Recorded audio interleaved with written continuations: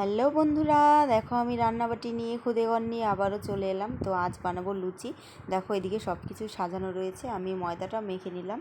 এদিকে দেখো আলুর দম বসিয়েছি, আলুর দমে যা যা লাগে সবই দিয়েছি। এই দেখো মশলা দিয়ে সুন্দর করে নাড়াচাড়া করে এর মধ্যে হালকা জল দিয়ে কষিয়ে তো আমি ঝোল দিয়ে দিয়েছি। দেখো ঝোলটাও সুন্দর ফুটছে। তো এর মধ্যে গরম মশলার গুঁড়ো দিয়ে আমি এই যে নামিয়ে নিলাম।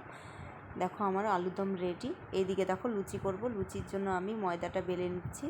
তো সুন্দর লুচির শেপে বানিয়ে নিচ্ছি, দেখতে পাচ্ছ। আমি এইদিকে কড়াইয়ে এখন একটা একটা করে দিয়ে দেব। দেখতে পাচ্ছ কত সুন্দর ফুলেছে, দেখে মনে হচ্ছে একদম ফুচকা, একদম ফুচকার মতো লাগছে।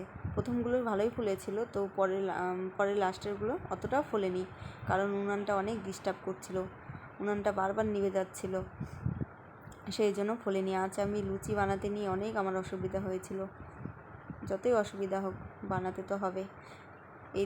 এইদিকে দেখো আমি অনেক যুদ্ধ করার শেষে আমার ফাইনালি লুচি রেডি। তো এইদিকে দেখো সব গুছিয়ে নিয়েছি, এদিকে খুদেগণদের খেতে দিয়ে দিচ্ছি। দেখতে পাচ্ছ কি সুন্দর লাগছে। আর এইদিকে খুদেগণ খেতে বসেছে। এই খুদেগণ আর রান্নাবাটির দেখতে তোমরা সকলে অনেক ভালোবাসা।